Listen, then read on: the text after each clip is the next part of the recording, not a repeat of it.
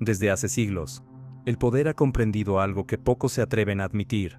La educación nunca fue diseñada para liberar al individuo, sino para domesticarlo. Lo que hoy llamamos sistema educativo, nació en los rincones oscuros de la política, moldeado por imperios, religiones y gobiernos que entendieron que una sociedad instruida en obedecer es más rentable que una sociedad instruida en pensar. La ignorancia planificada no es un accidente, es una estrategia, y a lo largo de la historia, esta estrategia ha sido el motor silencioso, que enriquece a unos pocos, y condena a la mayoría a vivir atrapada en un ciclo de dependencia, sumisión y mediocridad.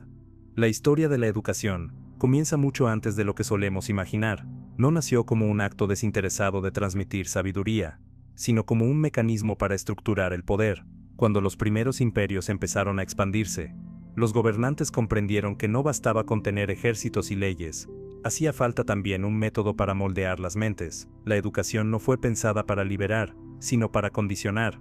En la antigua Mesopotamia, considerada la cuna de la escritura, la educación estaba reservada a los escribas. Estos jóvenes pasaban años aprendiendo a dominar las tablillas de arcilla y los complicados sistemas cuneiformes, pero su formación no buscaba estimular la creatividad, ni despertar la reflexión filosófica. Su tarea era mucho más concreta: registrar impuestos, contabilizar granos, llevar cuentas de los palacios, y garantizar que la maquinaria del imperio siguiera funcionando sin cuestionamientos. Aprendían a obedecer el orden económico y a servir al poder. El conocimiento, desde su origen, fue un instrumento de administración y control.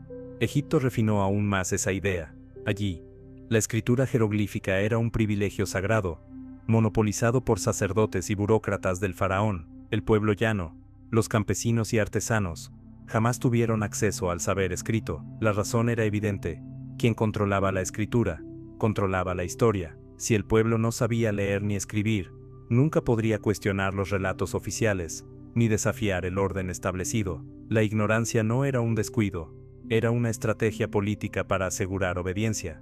Incluso en Grecia, que tantas veces se presenta como el lugar de nacimiento de la libertad intelectual, la educación estaba profundamente estratificada. La famosa paideia, ese ideal formativo que combinaba gimnasia, música, filosofía y retórica, no estaba destinada a todos. Era un privilegio exclusivo para los hijos de los ciudadanos libres. Los esclavos, que constituían gran parte de la población, no tenían acceso a ese saber. Las mujeres eran relegadas a las labores domésticas, y los campesinos solo aprendían lo necesario para trabajar la tierra. Platón y Aristóteles hablaban de la importancia de educar al hombre libre, pero ese ideal descansaba sobre la exclusión de la mayoría. La supuesta cuna de la democracia también fue la cuna de una verdad incómoda. La educación se convirtió en un filtro que separaba a quienes podían pensar de quienes solo debían obedecer. Roma no fue diferente. Los romanos crearon un sistema educativo en el que la retórica y el derecho eran armas para los senadores y magistrados, mientras que los soldados y plebeyos recibían solo la disciplina del campo de batalla o del taller. La educación no estaba diseñada para abrir puertas, sino para reforzar jerarquías, y así, mientras unos pocos utilizaban el conocimiento para gobernar, la mayoría servía a un orden social rígido e incuestionable. Visto desde este panorama, podemos comprender una verdad inquietante: la ignorancia nunca fue accidental, siempre fue planificada. Desde el inicio de la civilización, las élites entendieron que mantener a las masas en la oscuridad era la manera más eficaz de garantizar obediencia. La educación, lejos de ser un derecho universal, fue usada como un privilegio cuidadosamente administrado, como una llave que abría la puerta al poder solo a unos cuantos elegidos. Este origen oscuro nos obliga a preguntarnos: ¿acaso la educación moderna, con todos sus discursos de igualdad y progreso, es realmente distinta? ¿O este simplemente perfecciona ese mismo patrón, repitiendo la vieja lógica de dar a muchos lo suficiente para servir, y a pocos lo necesario para dominar? El germen de la obediencia sembrado en Mesopotamia, Egipto y Grecia sigue latente, y en los próximos capítulos veremos cómo se fue transformando en la Edad Media, y más allá, hasta convertirse en el sistema que hoy nos entrena más para obedecer que para pensar. Si el mundo antiguo sembró las bases de la obediencia a través del control del conocimiento, la Edad Media perfeccionó este arte hasta convertirlo en un dogma incuestionable. Fue en este periodo cuando la educación dejó de ser un privilegio civil y pasó a ser un monopolio religioso. La Iglesia, convertida en el poder más influyente de Europa, entendió que controlar las almas significaba controlar también las mentes, y para lograrlo, diseñó un sistema en el que la ignorancia no solo era tolerada, sino fomentada como virtud. El analfabetismo era la norma. La mayoría de los campesinos jamás aprendía a leer ni a escribir, porque se les repetía que el estudio no era necesario para la salvación. La Biblia estaba escrita en latín, un idioma inaccesible para el pueblo, lo que significaba que la interpretación de la verdad quedaba en manos exclusivas de sacerdotes y monjes. Así, la Iglesia se convertía en intermediaria absoluta entre Dios y los hombres. Nadie podía cuestionar el mensaje, porque nadie tenía acceso directo a él. El pueblo dependía ciegamente de lo que el sacerdote decía desde el púlpito, y esa dependencia era la base de la obediencia espiritual y política. El sistema educativo medieval giraba en torno a los monasterios y las catedrales. Allí se copiaban los manuscritos, se enseñaba a leer y a escribir, pero solo una élite reducida de clérigos y nobles. El resto quedaba fuera. El conocimiento era encerrado en bibliotecas inaccesibles, custodiadas como tesoros, mientras el campesino común vivía sumido en la oscuridad intelectual. La ignorancia no era casual, era un diseño meticuloso. Un pueblo incapaz de leer ni de cuestionar, era un pueblo dócil, dispuesto a aceptar tributos, guerras santas y jerarquías sin protestar. Aquel que osaba desafiar este orden era castigado con dureza. La herejía se convirtió en el mayor crimen intelectual de la época. Filósofos, científicos y pensadores que intentaron ir más allá de las enseñanzas oficiales fueron perseguidos, exiliados o condenados a la hoguera. La Inquisición fue el brazo armado de este sistema de obediencia, y su mensaje era claro: pensar por tu cuenta podía costarte la vida. La represión del saber no era solo espiritual, era también política. Al mantener a la mayoría en la oscuridad, la Iglesia consolidaba un poder que no se basaba en ejércitos, ni en riquezas materiales, sino en el control absoluto de las conciencias. Este monopolio educativo tenía otra consecuencia profunda: la economía y la sociedad quedaban estancadas en un ciclo de dependencia. Los campesinos trabajaban la tierra, entregaban diezmos y obedecían sin comprender realmente el mundo en el que vivían. La nobleza guerrera garantizaba la protección militar, mientras los clérigos aseguraban la obediencia moral. Cada estamento cumplía su función, y la educación, o mejor dicho, su ausencia, era el pegamento que mantenía todo en su lugar. En un mundo donde la salvación se prometía en el más allá, nadie se atrevía a cuestionar las injusticias del presente. Pero dentro de esa larga noche intelectual, comenzaron a surgir grietas. Algunos monasterios, sin proponérselo, preservaron textos de filósofos griegos y romanos, que más tarde alimentarían el Renacimiento. También aparecieron las primeras universidades en Bolonia, París y Oxford, espacios controlados por la Iglesia, sí, pero que lentamente abrieron la posibilidad de una educación más amplia. Sin embargo, no debemos engañarnos. Estas instituciones nacieron principalmente para formar clérigos y burócratas que reforzaran el sistema, no para liberar a las masas. La Edad Media nos revela un patrón inquietante. La ignorancia puede ser legitimada como virtud. Se nos decía que no hacía falta leer, que no era necesario pensar, que lo importante era obedecer y tener fe. Esa narrativa, repetida durante siglos, moldeó generaciones enteras de personas que jamás cuestionaron su lugar en el mundo. Y aunque hoy miramos con distancia aquellos tiempos, la pregunta incómoda permanece: ¿no seguimos viviendo una forma moderna de esa obediencia? ¿No se nos sigue diciendo que debemos confiar ciegamente en autoridades, ahora políticas, académicas o tecnológicas, sin tener acceso real a la verdad completa? La Edad Media perfeccionó la política de la ignorancia al vestirla con ropajes sagrados. Fue el tiempo en que la obediencia se convirtió en virtud, y el conocimiento en pecado, y ese molde de control, aunque disfrazado, sigue marcando las estructuras de la educación actual, porque cuando nos dicen qué leer, qué creer, qué repetir y qué callar, están replicando el mismo mecanismo que los monasterios y las catedrales establecieron hace 1000 años. Con la llegada de la modernidad, la política de la ignorancia no desapareció, simplemente cambió de rostro. Si en la Edad Media el monopolio del saber lo tenía la Iglesia, en los siglos XVIII y XIX, serían los estados modernos y las nacientes industrias quienes tomarían la batuta. El conocimiento dejó de estar limitado únicamente por dogmas religiosos para transformarse en un engranaje al servicio de la economía y la disciplina social, y fue aquí donde nació uno de los sistemas más influyentes y también más oscuros en la historia de la educación, el modelo prusiano.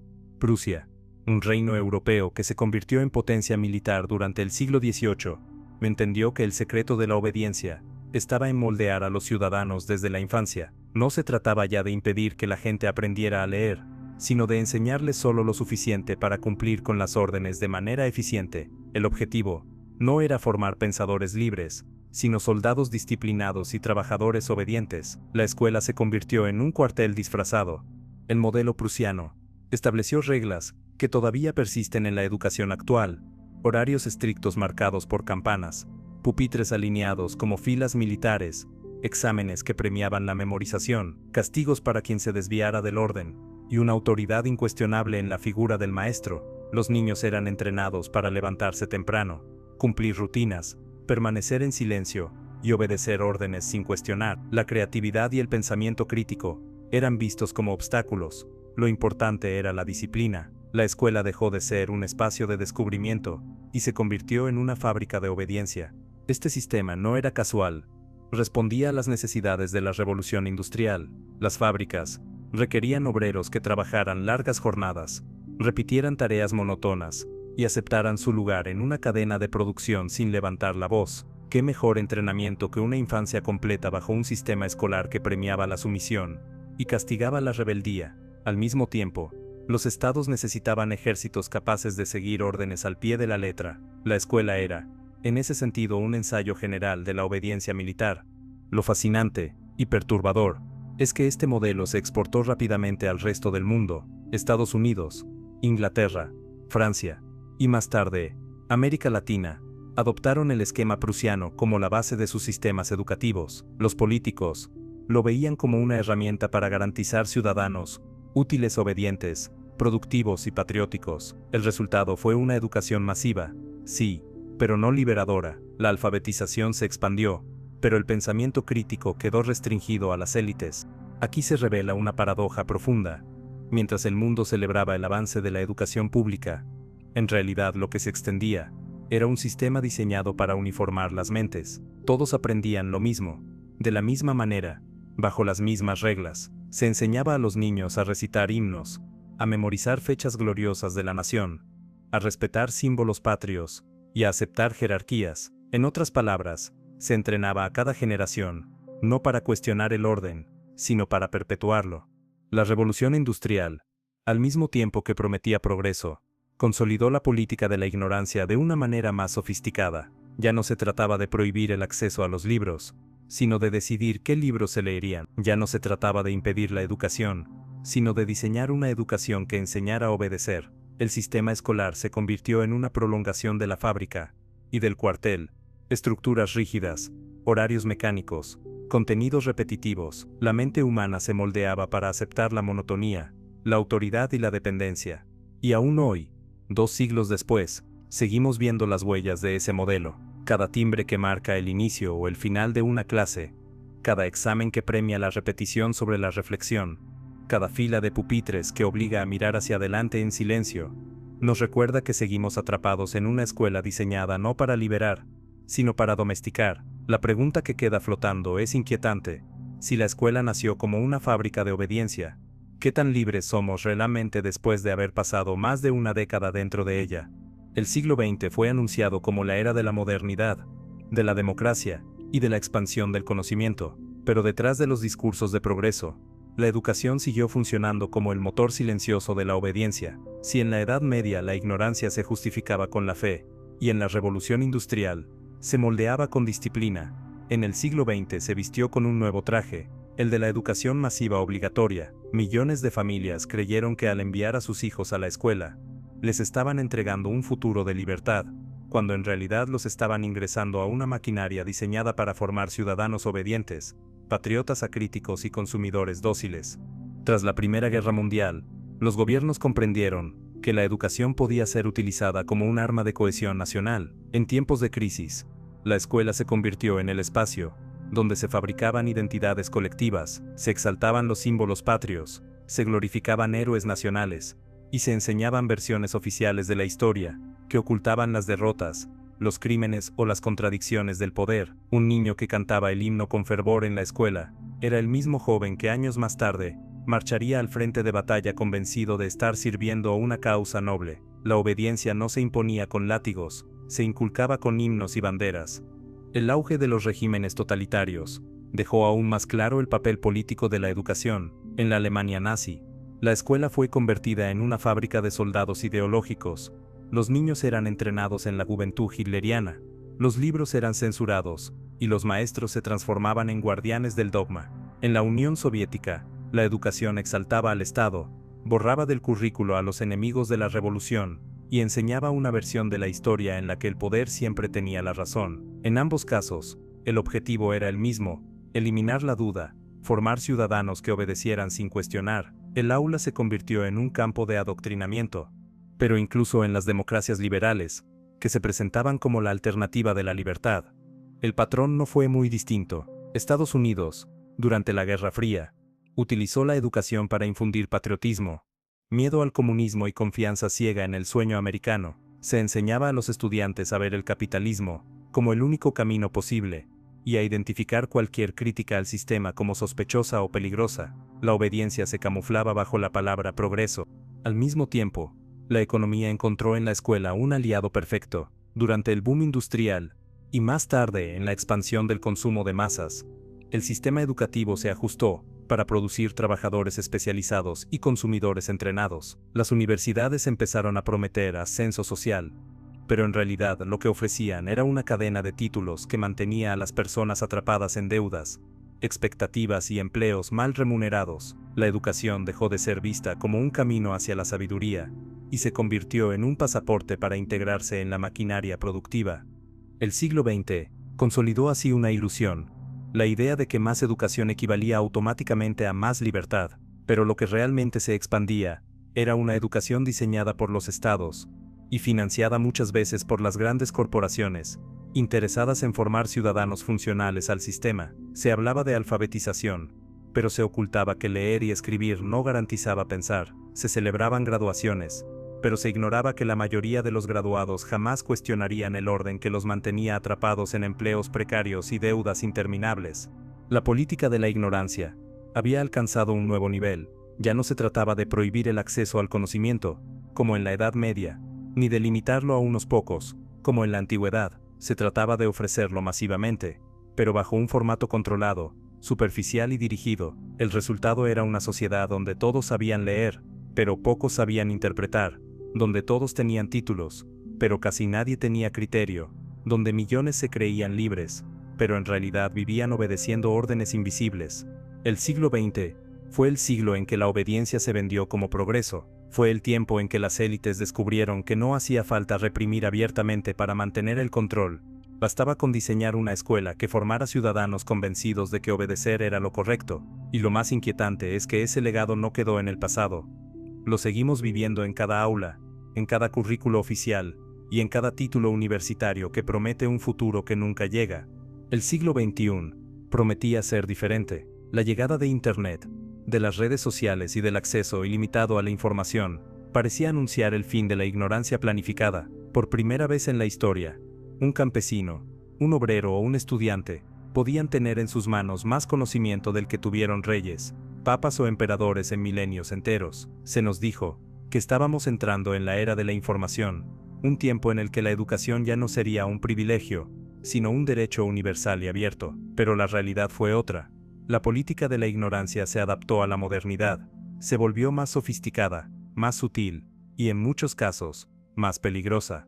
El sistema ya no necesita impedirnos leer libros, ni encerrarnos en aulas rígidas, para mantenernos obedientes. Ahora la obediencia se fabrica a través de la saturación. Estamos rodeados de un océano de datos, pero la mayoría son superficiales, irrelevantes o manipulados. La paradoja de la era digital es que nunca habíamos tenido tanto acceso a la información, y nunca habíamos estado tan confundidos. Lo esencial queda sepultado bajo toneladas de distracciones. La ignorancia ya no es ausencia de conocimiento, es exceso de ruido.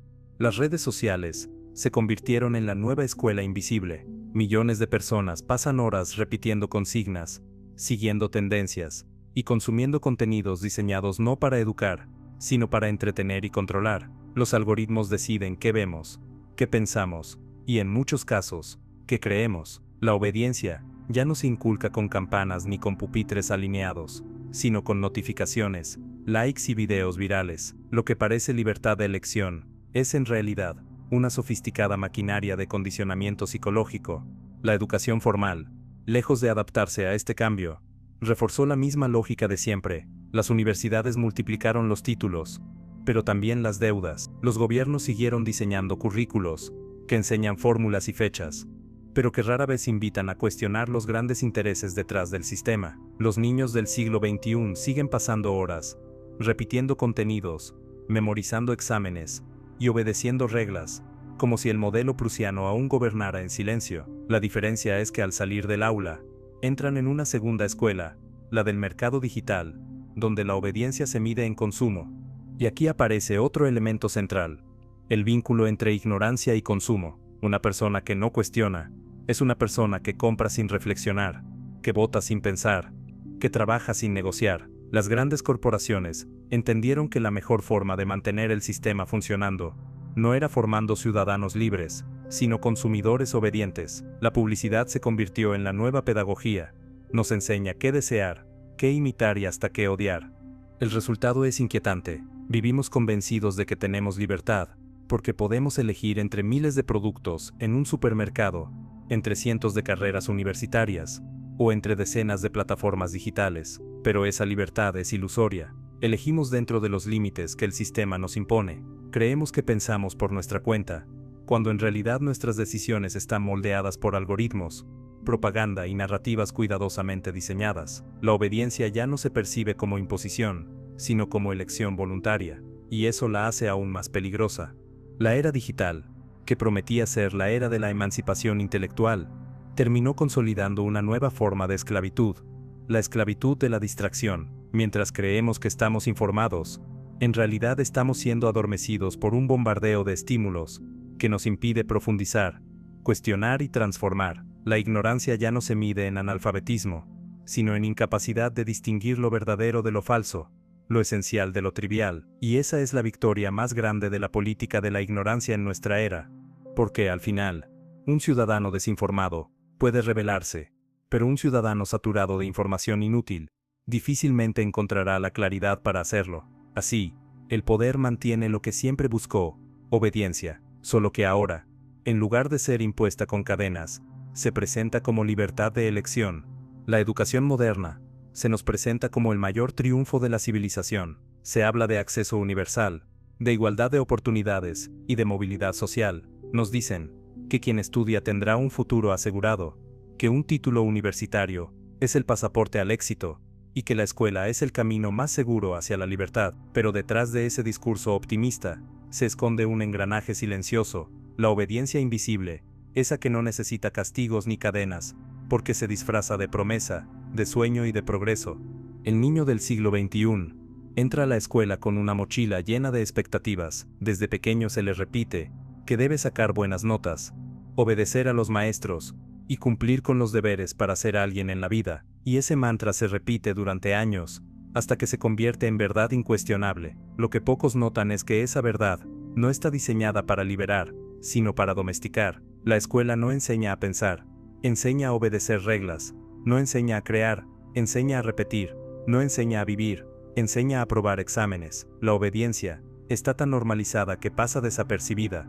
El joven que entra a la universidad cree que finalmente accederá al conocimiento liberador, pero lo que encuentra, en la mayoría de los casos, es otra versión del mismo mecanismo: carreras saturadas de teoría obsoleta, cátedras donde el pensamiento crítico es penalizado por salirse del tema, y una estructura diseñada para producir profesionales en serie, que se adaptan al mercado laboral sin cuestionarlo. Los planes de estudio parecen más preocupados por alimentar industrias y corporaciones que por formar seres humanos plenos. ¿Cuántos universitarios aprenden realmente a manejar sus finanzas personales, a crear empresas, a cuestionar los sistemas de poder, o a desarrollar un pensamiento independiente? Muy pocos. Lo que aprenden, en cambio, es a obedecer los ritmos de un sistema que los prepara para endeudarse y trabajar, no para liberarse. Y aquí aparece un elemento clave: la deuda. En muchos países, la universidad no solo no garantiza éxito, sino que encadena a los estudiantes a préstamos que tardarán décadas en pagar. Se les convence de que estudiar es una inversión, pero esa inversión termina beneficiando más a los bancos que a los graduados. Millones de jóvenes salen de la universidad con un título en una mano y una deuda en la otra, atrapados en empleos mal pagados que apenas les permiten sobrevivir. La obediencia ya no se logra con látigos ni castigos, sino con contratos, intereses y pagos mensuales. Es una forma moderna de esclavitud financiera. Lo más perverso es que este mecanismo no solo se tolera, sino que se celebra. Las familias aplauden cuando un hijo recibe un diploma, sin darse cuenta de que ese diploma muchas veces es solo un papel que lo ata al sistema. Los gobiernos presumen estadísticas de más estudiantes matriculados, cuando en realidad están inflando una maquinaria que produce más trabajadores obedientes y más deudores controlados. La educación se ha convertido en un negocio gigantesco, donde las universidades funcionan como fábricas de títulos y las corporaciones como consumidoras de mano de obra dócil. En este contexto, la política de la ignorancia no significa ya privar del acceso a la educación, sino ofrecer una educación incompleta, superficial y orientada al mercado. Se nos da la ilusión de que pensamos, pero en realidad repetimos. Se nos da la ilusión de que elegimos, pero en realidad seguimos caminos prefabricados. Se nos da la ilusión de que avanzamos, cuando en realidad caminamos en círculos, dentro de una jaula invisible. Y lo más inquietante es que esta obediencia moderna se transmite de generación en generación. Padres, que fueron formados bajo este sistema, repiten a sus hijos los mismos consejos: estudia, saca buenas notas, consigue un título, busca un trabajo estable. Así se perpetúa el ciclo. Nadie cuestiona el modelo, porque todos crecieron dentro de él. La ignorancia no es ausencia de educación, es la incapacidad de reconocer que la educación está diseñada para obedecer. El resultado es una sociedad donde millones creen estar avanzando, pero en realidad están atrapados en un mecanismo que enriquece a unos pocos y empobrece a la mayoría. Bancos, corporaciones, universidades privadas y gobiernos acumulan poder y dinero, mientras los estudiantes acumulan deudas, frustraciones y empleos mediocres. La obediencia invisible de la educación moderna es quizá la más peligrosa de todas, porque se confunde con libertad y se celebra como progreso.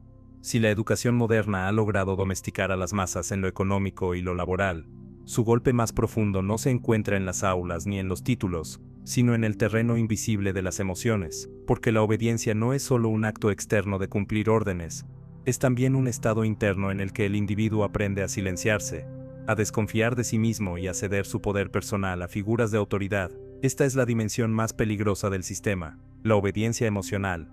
Desde la infancia, los estudiantes aprenden que su valor depende de una calificación. Un número en una libreta o una letra en un examen determinan si son inteligentes o mediocres, si merecen reconocimiento o castigo. La autoestima comienza a depender de la mirada del maestro, del aplauso de los padres o del puesto en la lista de honor. Se entrena a los niños a buscar validación externa en lugar de confianza interna. La creatividad, ese impulso natural que todos traemos de nacimiento, se va apagando poco a poco, reemplazada por el miedo a equivocarse y la obsesión por no fallar.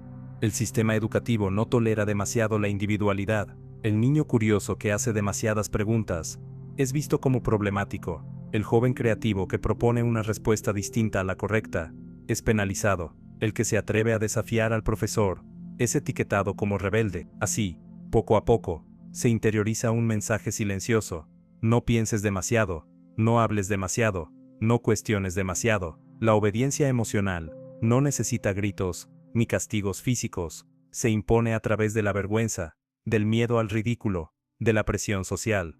En este proceso, las personas aprenden a desconfiar de su intuición. Si una idea no coincide con lo que dicen los libros de texto, se descarta. Si un talento no encaja en las materias escolares, se minimiza. Si un sueño no coincide con las expectativas del mercado laboral, se abandona. El sistema logra así su mayor triunfo.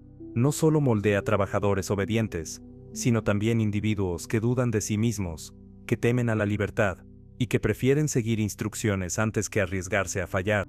Lo más inquietante es que esta obediencia emocional no termina con la graduación, se prolonga en la vida adulta. El trabajador teme perder su empleo y calla ante injusticias. El ciudadano duda de su capacidad de transformar el sistema y se resigna a obedecer leyes injustas. El consumidor compra lo que le dicen que debe comprar, convencido de que así alcanzará el éxito o la felicidad. La semilla de obediencia plantada en la escuela germina en cada etapa de la vida, convirtiendo la sociedad en un conjunto de personas capaces, pero inseguras, creativas, pero reprimidas, inteligentes, pero sometidas. La psicología moderna ha demostrado cómo la represión de la creatividad y la constante búsqueda de aprobación generan adultos ansiosos, estresados y emocionalmente dependientes. El sistema educativo, lejos de fortalecer la mente, la fragiliza. No forma individuos libres, sino personalidades fragmentadas, que buscan constantemente la mirada del otro, para sentirse valiosas. Y este mecanismo no es un error, es un diseño, porque una persona insegura es mucho más fácil de manipular que una persona segura de sí misma. Así, la política de la ignorancia no solo se asegura de mantener a la gente sin conocimientos prácticos, financieros o críticos, también se asegura de moldear corazones obedientes, incapaces de confiar en su propia voz. Y cuando un pueblo deja de confiar en sí mismo, cuando cada individuo teme al error y prefiere callar antes que hablar, el poder se perpetúa sin resistencia. La obediencia emocional es, en definitiva, la forma más silenciosa y efectiva de esclavitud. No se ve, no se cuestiona, y lo más trágico, muchas veces, se confunde con virtud. Se nos dice que ser obedientes es ser respetuosos, que callar es ser disciplinados, que no cuestionar es ser buenos estudiantes, y así, generación tras generación, la educación convierte la represión en norma, y la sumisión en virtud. La educación que forma obedientes no se queda en el aula, ni en los pasillos de las universidades. Sus efectos se extienden a la sociedad entera, moldeando la forma en que pensamos la política, la economía, y hasta nuestra propia identidad como ciudadanos. El que ha sido entrenado para callar frente a un maestro, callará frente a un jefe, y el que aprendió a repetir sin cuestionar, terminará repitiendo también los discursos oficiales de los gobiernos y los medios de comunicación. Esa es la verdadera función social de la política de la ignorancia: producir multitudes dóciles, listas para obedecer en silencio.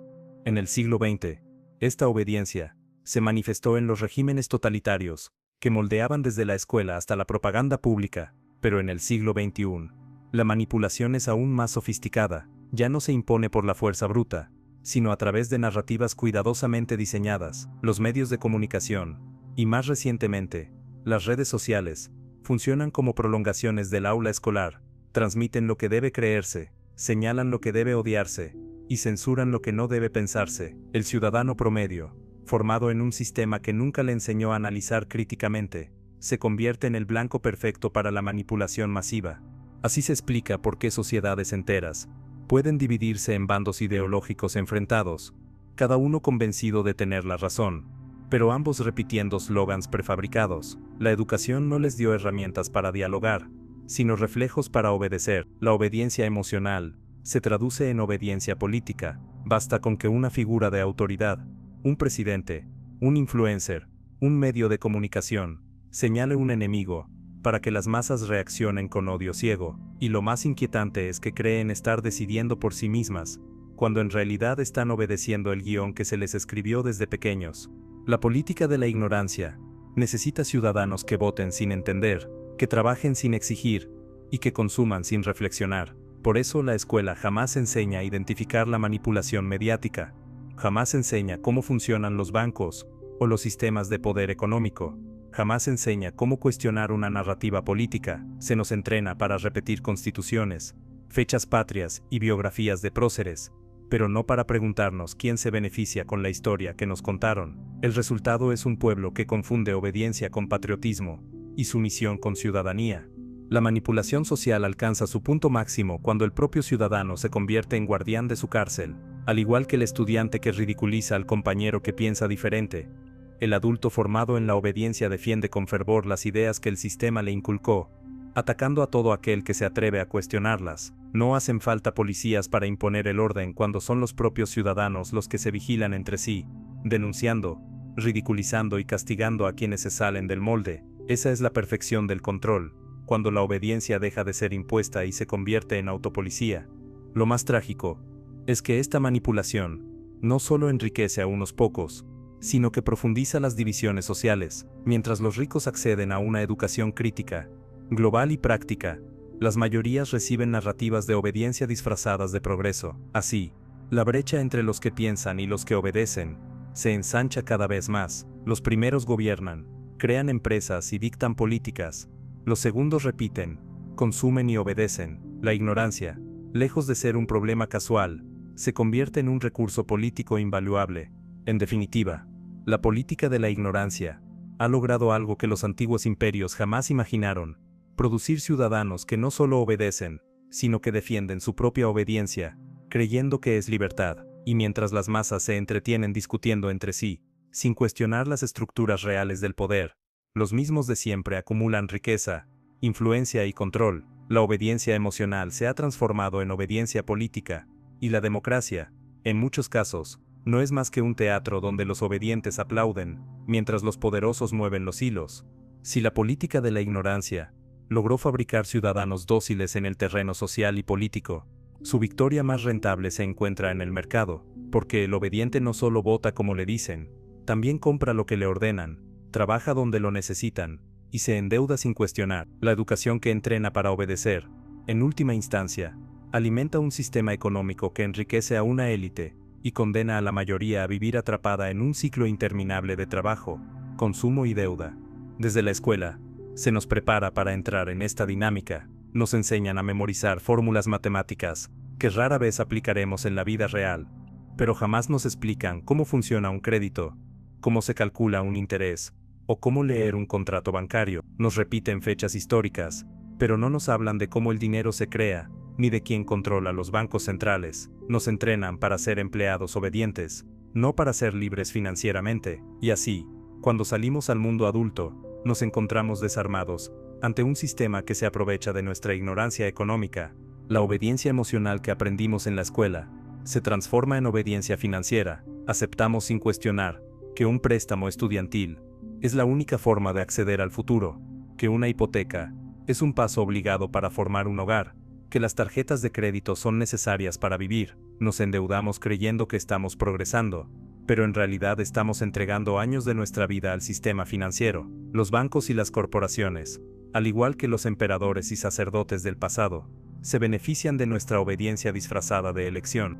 El mercado necesita consumidores dóciles, personas que no cuestionen por qué cambian de celular cada año, por qué siguen comprando productos que no necesitan, o por qué trabajan 10 horas al día para pagar cosas que los hacen sentir libres por un instante, pero esclavos al final del mes. La publicidad es la nueva pedagogía del consumo.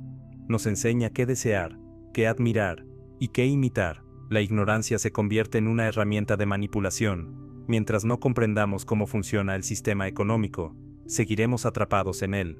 La paradoja es brutal. Creemos que consumimos para satisfacer necesidades, cuando en realidad consumimos para sostener la maquinaria que nos explota. Cada compra innecesaria, cada deuda asumida, cada producto adquirido por presión social, fortalece un sistema que nos empobrece a nosotros y enriquece a otros. La obediencia al mercado no se impone con fusiles ni leyes, sino con deseos moldeados, y ese molde se forja desde la escuela, cuando aprendemos a competir por notas, a buscar recompensas externas y a asociar el éxito con reconocimiento ajeno. Mientras tanto, las élites que controlan la economía reciben una educación distinta. Sus hijos no aprenden a memorizar, sino a liderar. No aprenden a endeudarse, sino a invertir. No aprenden a obedecer, sino a mandar. La división entre ricos y pobres se profundiza, porque la educación refuerza la obediencia en unos y fomenta el poder en otros. Es un diseño perfecto. La mayoría se educa para servir, mientras la minoría se educa para gobernar.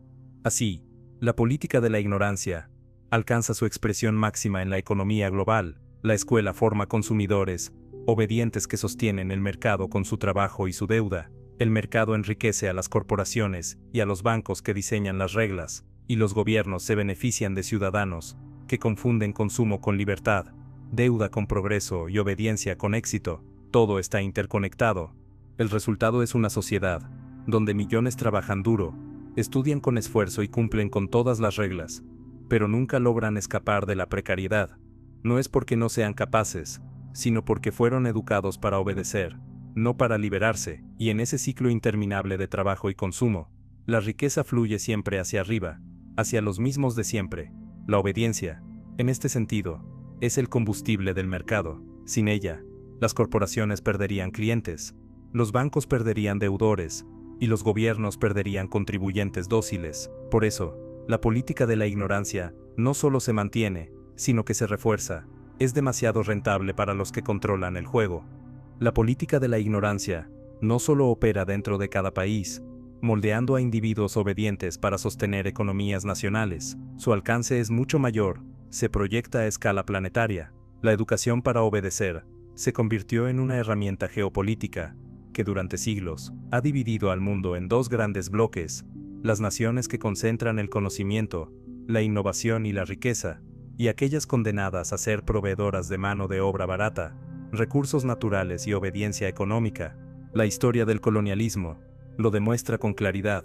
Cuando los imperios europeos conquistaron América, África y Asia, no solo se llevaron oro, plata y especias, también impusieron un modelo educativo diseñado para consolidar la subordinación. A los pueblos colonizados se les enseñaba lo justo para servir al colonizador: leer catecismos, obedecer leyes extranjeras, aceptar jerarquías impuestas. La educación era un instrumento de dominación cultural. Mientras Europa desarrollaba universidades y academias científicas, las colonias recibían escuelas misioneras, que enseñaban obediencia religiosa y sumisión política. El mensaje era claro: unos nacieron para gobernar, otros para obedecer.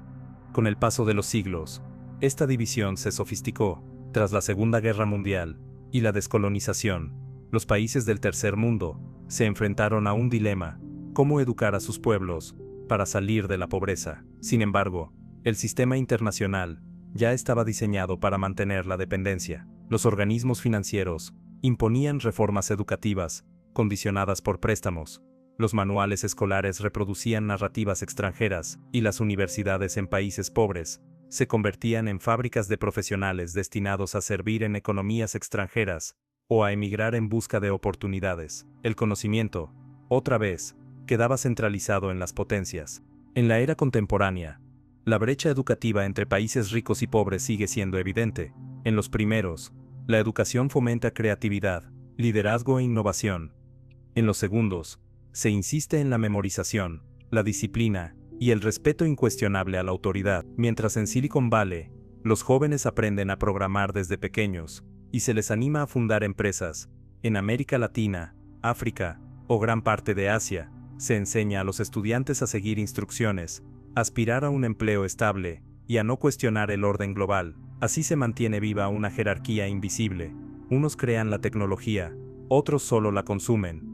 La globalización, lejos de cerrar esta brecha, la ha profundizado. Las élites de los países ricos exportan sus modelos de innovación, pero al mismo tiempo, importan mano de obra obediente desde las naciones pobres. Se habla de cooperación internacional, pero la realidad es que el sistema necesita que la mayoría del mundo permanezca atrapada en una educación para obedecer, mientras unos pocos concentran el conocimiento estratégico. No es casualidad que las grandes universidades del mundo estén en un puñado de países, y que los cerebros más brillantes de las naciones pobres terminen emigrando hacia ellas. El resultado es un círculo vicioso. La educación limitada genera economías débiles. Las economías débiles dependen de potencias extranjeras. Esa dependencia refuerza la obediencia, y la obediencia, a su vez, perpetúa la ignorancia. Así se explica por qué, después de siglos de discursos sobre desarrollo, la brecha entre países ricos y pobres no solo no se ha cerrado, sino que en muchos aspectos se ha profundizado. Lo más alarmante es que esta desigualdad global se normaliza. Se nos dice que es inevitable que unos países sean líderes y otros seguidores, que unos produzcan conocimiento y otros materias primas, que unos dominen la política mundial y otros la acaten. Pero esa inevitabilidad no es más que otra forma de la política de la ignorancia. Es el mismo discurso de siempre. Unos pocos piensan y deciden, la mayoría obedece y paga el precio. Así, la obediencia ya no es solo un fenómeno individual ni nacional, sino un patrón global. Un niño que repite en silencio, en un aula pobre en África o en América Latina, está cumpliendo, sin saberlo, la misma función que cumplía un campesino en la Edad Media: sostener con su obediencia un sistema diseñado para enriquecer a otros. La política de la ignorancia, en este nivel, no solo enriquece a unas élites dentro de cada país, sino a naciones enteras que construyen su poder sobre la obediencia planificada de otras. Si en la antigüedad la obediencia se forjaba a través del monopolio de la escritura, en la Edad Media mediante la fe, y en la modernidad con escuelas y fábricas, En el siglo XXI, ha surgido un mecanismo aún más sutil y poderoso: la obediencia digital. La revolución tecnológica prometió democratizar el conocimiento, pero en la práctica, los algoritmos, la vigilancia masiva y el control de los datos han convertido a la humanidad en una sociedad vigilada, moldeada y obediente a una élite que ya no necesita ejércitos para dominar, porque controla lo más íntimo: nuestra atención, nuestras emociones y nuestros deseos. El ciudadano moderno cree que tiene libertad, porque puede navegar por millones de páginas web, ver infinidad de videos y expresarse en redes sociales, pero lo que no percibe es que su camino digital está trazado de antemano. Los algoritmos deciden qué noticias aparecen en su muro, qué productos le parecen irresistibles, qué ideología termina reforzando y hasta qué emociones experimenta durante el día. La supuesta libertad de Internet es en realidad un espacio vigilado, donde cada clic, cada búsqueda y cada me gusta se convierten en datos que alimentan un sistema de control invisible. La política de la ignorancia se ha transformado en política de la distracción. Ya no hace falta prohibir libros, ni quemar manuscritos. Basta con sepultar la verdad bajo un océano de información irrelevante. El exceso de datos actúa como una cortina de humo. Tenemos la ilusión de estar informados, pero en realidad vivimos saturados y confundidos. En medio de esa tormenta digital, lo esencial se pierde. La capacidad crítica, que debería ser el fruto más alto de la educación, se diluye entre memes, noticias falsas y contenidos diseñados para entretener más que para despertar. Y detrás de esta saturación, hay intereses claros. Las grandes corporaciones tecnológicas no solo compiten por nuestra atención, la administran en beneficio propio y en alianza con gobiernos y mercados. Cada anuncio que vemos, cada producto que compramos, cada tendencia que seguimos, no es casualidad. Es el resultado de una ingeniería social algorítmica que decide, sin que lo notemos, cómo debemos pensar, sentir y actuar. El obediente del siglo XXI no necesita cadenas, lleva su celular en el bolsillo. El poder de la tecnología en la obediencia global se extiende incluso a la política: elecciones manipuladas por campañas digitales, polarización amplificada por algoritmos, líderes que se presentan como populares gracias a ejércitos de bots. Todo forma parte de un tablero donde los ciudadanos ya no son participantes activos, sino piezas que reaccionan a estímulos diseñados. La política de la ignorancia ya no consiste en ocultar información, sino en manipularla, para que la multitud crea estar decidiendo, cuando en realidad sigue caminos prefabricados. Pero quizá lo más inquietante es el nivel de vigilancia: cámaras en cada esquina, dispositivos que escuchan conversaciones, aplicaciones que registran nuestros hábitos de sueño, consumo o salud. Nunca antes en la historia, los poderosos tuvieron tanta información sobre las personas comunes, y quien controla los datos, controla el futuro. La obediencia digital es más peligrosa que la medieval, porque no se impone desde afuera, nace desde adentro, en la manera en que cada uno organiza su vida sin notar que lo hace siguiendo un guión invisible. El ciudadano global de hoy está atrapado en una paradoja: se cree más libre que nunca, porque tiene acceso a infinitos contenidos, pero en realidad está más vigilado, más condicionado y más predecible que cualquier campesino de la Edad Media. La educación para obedecer ha mutado en algoritmos que nos educan minuto a minuto, enseñándonos qué comprar, qué pensar y hasta qué desear. Así, la política de la ignorancia ha alcanzado su perfección técnica. Ya no necesita maestros que castiguen, ni gobiernos que censuren. Basta con algoritmos que recompensan con notificaciones, pantallas que entretienen y plataformas que seducen. El resultado es el mismo de siempre: unos pocos acumulan poder y riqueza, mientras la mayoría, convencida de ser libre, obedece sin darse cuenta. La política de la ignorancia ha alcanzado en nuestro tiempo una de sus fases más sofisticadas y peligrosas. Ya no se limita a controlar lo que pensamos o lo que consumimos. Ahora busca controlar lo que soñamos, lo que deseamos ser, y hasta la manera en que construimos nuestra identidad. En este nivel, la obediencia cultural y psicológica es más profunda que cualquier adoctrinamiento histórico, porque no se percibe como imposición, sino como un reflejo natural de la vida moderna. A lo largo de la historia, los sistemas de poder siempre moldearon símbolos, valores y narrativas que legitimaban su control. En la Edad Media, la salvación eterna era el horizonte. En la Revolución Industrial, el trabajo disciplinado era la virtud suprema. En el siglo XX, el progreso nacional se convirtió en el gran ideal, pero en el siglo XXI, el poder comprendió que el mayor control no se ejerce sobre la mente racional, sino sobre el mundo emocional y aspiracional de los individuos. Si se controla lo que una persona sueña, ya no hace falta vigilar lo que hace. Hoy vivimos rodeados de narrativas culturales que dictan qué significa tener éxito, qué debemos desear y hasta qué debemos temer. La educación, los medios, la publicidad y las redes sociales actúan como un coro sincronizado que repite el mismo mensaje. El valor de tu vida depende de cuánto produces, de lo que consumes y de cómo te comparas con los demás. La obediencia se disfraza de motivación personal. Nadie nos dice directamente obedece, pero todos los mensajes apuntan a lo mismo: adáptate al molde. Un joven que sueña con ser artista, filósofo o inventor pronto descubre que esos caminos no son útiles ni rentables. La escuela, la familia y la sociedad lo empujan hacia profesiones estandarizadas que garanticen obediencia económica. Un adulto que imagina una vida más sencilla, libre de consumo, es bombardeado por narrativas que lo hacen sentir fracasado si no sigue el ritmo del mercado. Incluso nuestros ideales de belleza, amor y éxito están moldeados por una industria cultural que nos enseña qué admirar, qué imitar y qué rechazar. La obediencia cultural actúa sobre lo más íntimo, nuestras aspiraciones. La psicología del consumo es clara.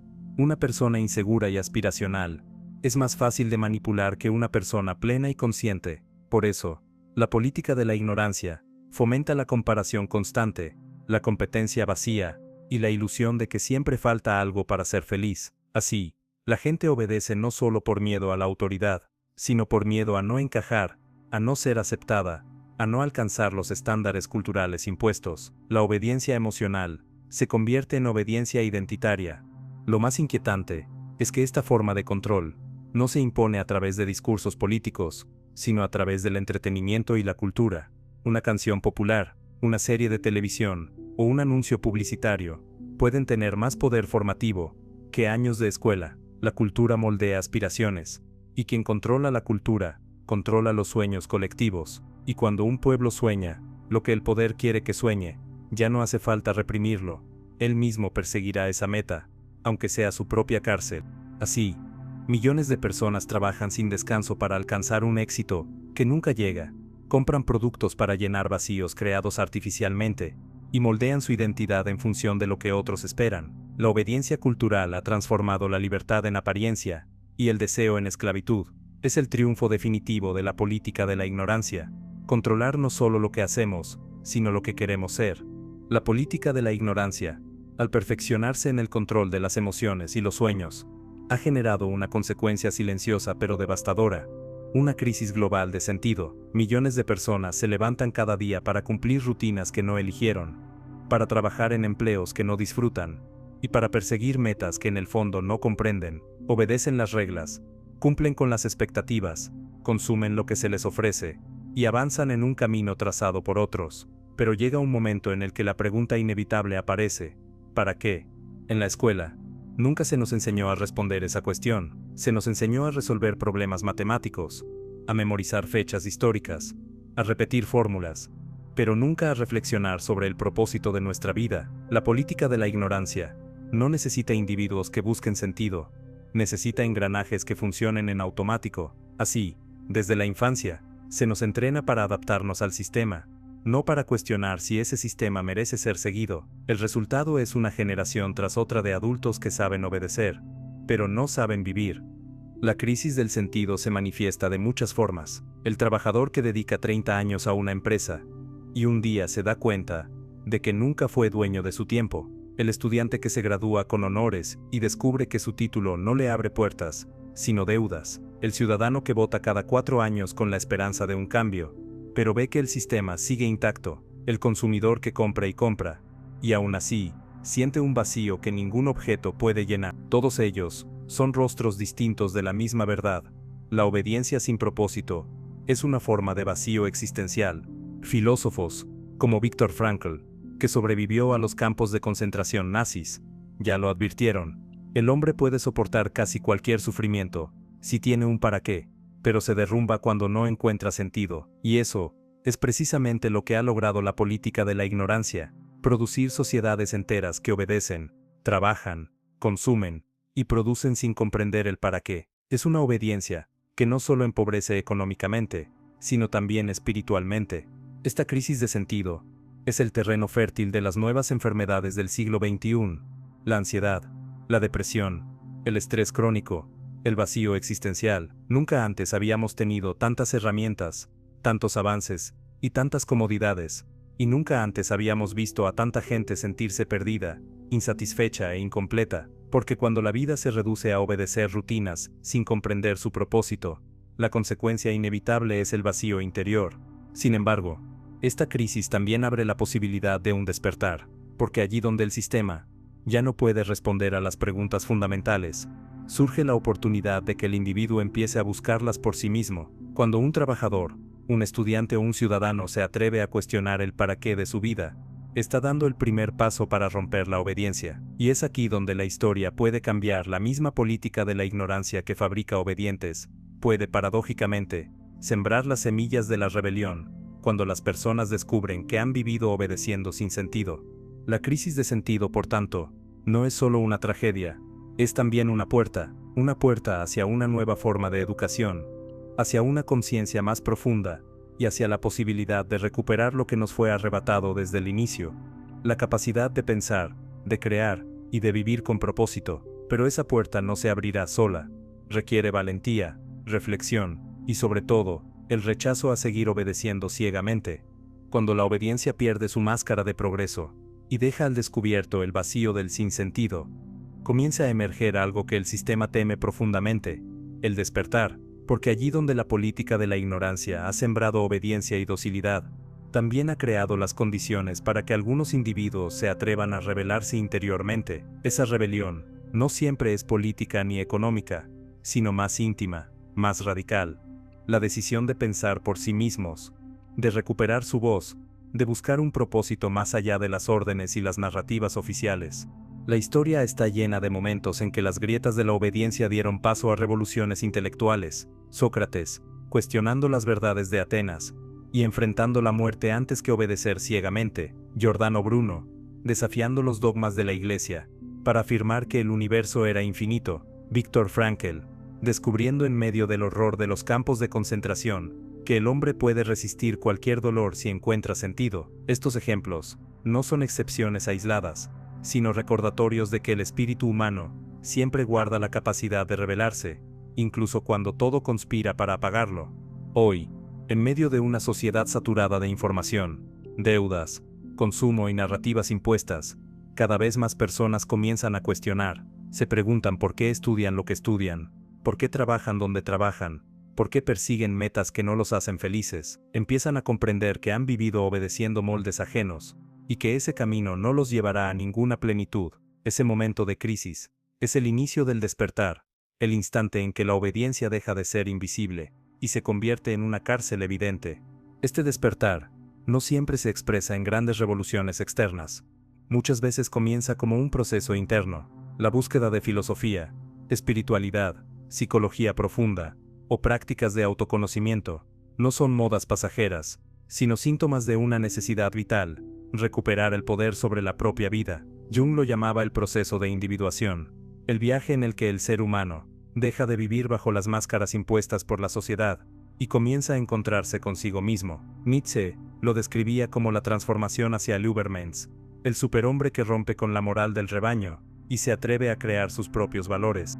La política de la ignorancia tiembla ante estas búsquedas, porque una persona que se conoce a sí misma, que piensa críticamente y que encuentra su propósito, deja de ser obediente, deja de consumir lo innecesario, deja de aceptar narrativas prefabricadas, y deja de seguir autoridades ciegamente. Una mente despierta es un peligro para los sistemas que se sostienen en la docilidad de las masas. Por eso, cada vez que surge un movimiento de conciencia, la maquinaria del poder intenta desacreditarlo, ridiculizarlo o absorberlo para neutralizarlo.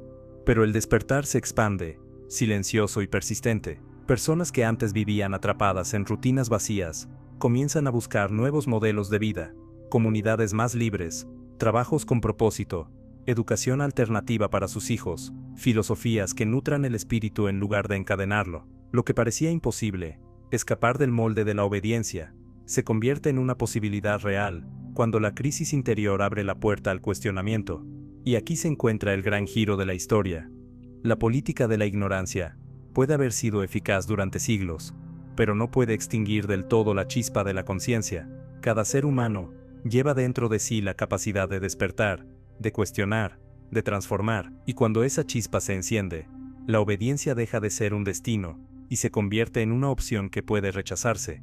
El despertar es, en definitiva, la mayor amenaza al poder que se alimenta de la ignorancia, porque un pueblo obediente sostiene el sistema, pero un pueblo consciente puede derribarlo, y aunque las élites intenten disfrazar la obediencia de libertad, siempre habrá quienes vean la jaula detrás del espejismo, y serán esos, los que despierten, quienes empiecen a construir un nuevo horizonte. El despertar comienza en silencio, en la intimidad de una mente que se atreve a cuestionar, pero cuando esa chispa se multiplica, cuando miles de personas empiezan a hacerse las mismas preguntas y a negarse a obedecer ciegamente, lo que surge no es solo una revolución interior, es una resistencia colectiva, y esa resistencia, aunque muchas veces no lleva pancartas ni armas, tiene un poder que aterra a quienes viven de la política de la ignorancia. La historia está llena de ejemplos. El Renacimiento no nació de un decreto, sino de la rebelión intelectual de artistas, científicos y filósofos, que se negaron a seguir repitiendo dogmas medievales. Las revoluciones sociales del siglo XIX y XX no comenzaron en los parlamentos, sino en fábricas, calles y plazas, donde personas comunes decidieron que ya no aceptarían condiciones impuestas. Los movimientos por los derechos civiles, las independencias de las colonias, incluso las luchas recientes contra sistemas opresivos, siempre comenzaron con individuos que se atrevieron a romper el molde de la obediencia, y que al unirse, generaron una fuerza imparable. Hoy, la resistencia colectiva ya no se mide solo en protestas físicas, sino también en actos cotidianos que desafían al sistema. Padres que deciden educar a sus hijos fuera de los moldes rígidos de la escuela tradicional, jóvenes que rechazan carreras seguras para seguir un propósito auténtico, trabajadores que dejan empleos que los esclavizan y crean proyectos propios, consumidores que dejan de comprar compulsivamente y eligen vivir con menos, pero con más conciencia. Cada una de estas decisiones puede parecer pequeña, pero juntas representan un golpe silencioso contra la política de la ignorancia. El poder lo sabe, y por eso teme a la organización consciente. Un individuo despierto puede incomodar, una comunidad despierta puede transformar la historia. El sistema intenta entonces fragmentar, dividir y aislar a quienes piensan diferente, promueve la polarización, el enfrentamiento y el miedo al otro, para evitar que esas chispas individuales se unan en un fuego colectivo, porque si millones de personas reconocieran que han sido entrenadas para obedecer y decidieran romper ese ciclo, el orden global que enriquece a unos y empobrece a otros se tambalearía. La resistencia colectiva no siempre se presenta como una revolución violenta. A veces, es más poderosa precisamente porque es cultural, educativa y espiritual, cuando comunidades enteras deciden cuestionar lo que les enseñaron, cuando pueblos comienzan a recuperar sus raíces, cuando generaciones enteras empiezan a exigir una educación que libere en lugar de domesticar. La política de la ignorancia encuentra su límite. Ningún poder puede sostenerse indefinidamente si la mayoría deja de obedecer. La clave está en comprender que el cambio comienza en el interior, pero se consuma en el colectivo. El individuo despierto que encuentra su propósito necesita unirse a otros que también cuestionan, y cuando esas voces se encuentran, la obediencia se convierte en diálogo, la sumisión en creatividad, y la pasividad en acción. La política de la ignorancia se quiebra cuando la gente deja de obedecer en soledad y empieza a resistir en comunidad. Así, la educación para obedecer puede ser reemplazada por una educación para despertar, pero no vendrá desde arriba, desde gobiernos o corporaciones, vendrá desde abajo, desde las personas que decidan compartir su conciencia, inspirar a otros y crear alternativas. La verdadera revolución no está en destruir el sistema con violencia, sino en dejar de alimentarlo con obediencia, y cuando esa decisión se multiplica, lo que parecía imposible se convierte en inevitable, la construcción de una sociedad más libre, más justa y más consciente. Después de siglos en los que la educación ha servido como fábrica de obediencia, surge una pregunta inevitable: ¿cómo sería una educación que, en lugar de domesticar, liberara? ¿Cómo sería un modelo que no enriqueciera solo a unos pocos y empobreciera a la mayoría, sino que despertara la verdadera grandeza de cada ser humano? Para responderla, debemos atrevernos a romper con todo lo que hemos normalizado. La educación del futuro no puede seguir repitiendo los moldes del pasado. Aulas cerradas, pupitres alineados, campanas que marcan horarios, currículos diseñados por burócratas. Ese modelo, heredado del sistema prusiano y perfeccionado por los intereses económicos y políticos, ya no tiene sentido en un mundo que exige creatividad, conciencia y propósito. La educación del futuro debe ser una experiencia viva, integral, que forme seres humanos completos, no engranajes obedientes.